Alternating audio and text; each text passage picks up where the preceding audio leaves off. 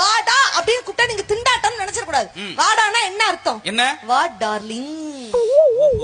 பதிலுக்கு நீங்க வாடி அப்படின்னு கூப்பிட்டா என்ன அர்த்தம்? வா டியர். நம்ம ஏன் தெரியுமா குனிஞ்சு சாப்பிடுறோம்? இந்த அரிசிய மண்ணு தான் நமக்கு கொடுக்குது. அதனால மண்ணுக்கு நன்றி சொல்றதுனால குனிஞ்சு சாப்பிடுறோம். ஏன் தெரியுமா அண்ணாந்து தண்ணி குடிக்கிறோம்? தண்ணி வானத்துல இருந்து கிடைக்கிறதுனால வானத்துக்கு நன்றி சொல்றதுனால அண்ணாந்து தண்ணி குடிக்கிறோம். ஏன் தெரியுமா சரக்கு அடிக்கிறவங்க எல்லாம் கண்ணை மூடிக்கிட்டு சரக்கு அடிக்கிறாங்க? எப்படி கண்ணை மூட போறது அதுல தாண்டி. கல்யாணத்துக்கு முன்னாடி ஆம்பளை பசங்க போடுற மேக்கப்புக்கும் பொம்பளை பிள்ளைங்க போடுற மேக்கப்புக்குமே வித்தியாசம் இருக்கு. பசங்க மேக்கப் போட்டு வெளியில போனா கடத்தருவுக்கு போறான்னு அர்த்தம். ஒரு பொம்பளை புள்ள மேக்கப் போட்டு வெளியில போனா ஏதோ ஒரு பையில நடுத்தருவுல விட போறான்னு அர்த்தம். அது சத்தியமான உண்மைதானே. இல்ல புருஷனுக்கு சந்தோஷத்தை தாரோம், மகிழ்ச்சியை தாரோம், புள்ள குட்டிய பெத்து தாரோம். கேட்கும் போதுல அந்த கருவா எனக்கு நகை நட்ட கழட்டி தாரோம். எல்லாத்தையும் தரதுனால தான் சார் நாங்க தாரம்னு வந்திருக்கோம். உண்மையிலே சொல்றேன் சார், என் கல்யாணம் முடிஞ்சு 1/2 மணி நேரம் தாங்க இருக்கும். மனுஷன் ஓடி வந்து என் கைய பிடிச்சு ஓன்னு அழுதார். நான் சொன்னேன், லூசு வாழ்க்கை பூரா அழுகத்தான போற, ஏன் மொத்தமா இன்னைக்கே அழுவுற? டெய்லி காலையில 7 to 8 உனக்கு அழுகுற டைம் தாண்டி மாப்பிள்ளன்னு.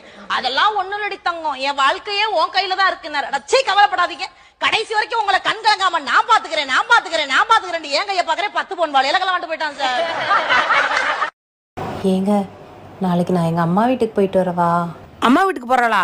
நாளைக்கு நான் கோயிலுக்கு போகணும். இங்க வீட்டு வேலையெல்லாம் யாரு பாப்பா? பேசாம இருக்கு சொல்லு. சரிங்க, அப்ப நான் அங்கேயே இருந்துடுறேன். Very good. இப்பதான் பொறுப்பானவளா பேசுறேன். மாமியார் பேச்சு மருமக கேட்கும்போது எவ்வளவு சந்தோஷமா இருக்கு.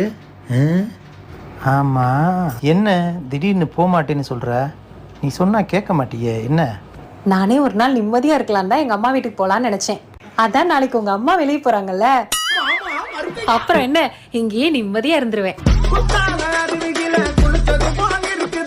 கல்யாணத்துக்கு முன்னாடி போனை போட்டோன்னு வச்சுக்கோங்களேன், சொல்லு சொல்லு அப்படின்னு சொல்லு விடுவாங்க. கல்யாணத்துக்கு அப்புறம் போனை போட்டோன்னு வச்சுக்கோங்களேன், 1 கிலோ தக்காளி தானே சனியனை வை வாங்கிட்டு வரேன், அவ்வளவுதான். ஜவுரி முடியெல்லாம் நாங்க ஒண்ணு ஆசைக்காக வைக்கிறது இல்ல. அப்புறம் எதுக்காக வைக்கிற? ஒரு காலத்துல புருஷங்களுக்கு கோவம் வந்தா கையில அடிச்சாங்க, கால்ல அடிச்சாங்க. இப்ப ஆவுனா பூரா பயில தலைய புடிச்சே அடிக்கிறாங்க. தலையில கை வைக்கும் போது உங்களுக்கு எதுக்கு கஷ்டம்? இந்தாடா மாப்பிள்ளன்னு கையில எடுத்து கொடுத்துட்டு நாங்க போட போயிட்டே இருப்போம். சில ஆண்கள்லாம் கிளி மாதிரி பொண்டாட்டி இருந்தாலும் குரங்கு மாதிரி வப்பாட்டி வச்சிருக்காங்கல்ல, நிறைய ஆண்கள் அப்படி இருக்கிறாங்க. அம்மா அப்படி நீ சொல்லாதம்மா, அப்படி சொல்லாத. உங்களுக்கு ஏன் ரோசம் வருது? அதுக்கு சொல்லலம்மாண்ணா.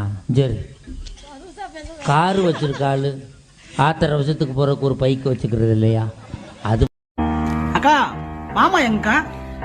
மாமாவா? எனக்கும் அவருக்கும் ஒரே சண்டை. தோட்டத்துல இருப்பார், போய் பார்.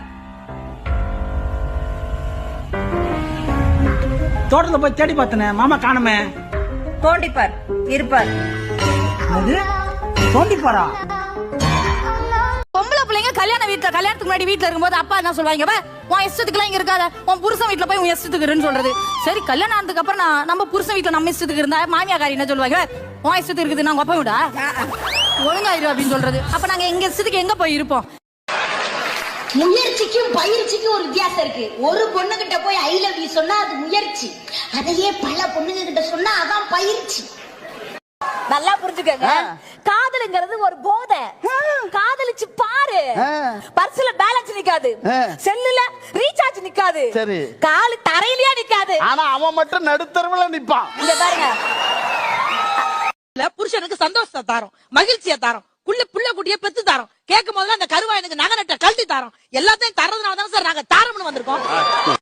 நல்லா புரிஞ்சுக்கங்க, காதலுங்கிறது ஒரு போதை. காதலிச்சு பாரு, பர்ஸ்ல பேலன்ஸ் நிக்காது, செல்லுல ரீசார்ஜ் நிக்காது, காலு தரையிலயே நிக்காது, ஆனா அவன் மட்டும் நடுத்தரவுல நிப்பான். இங்க பாருங்க,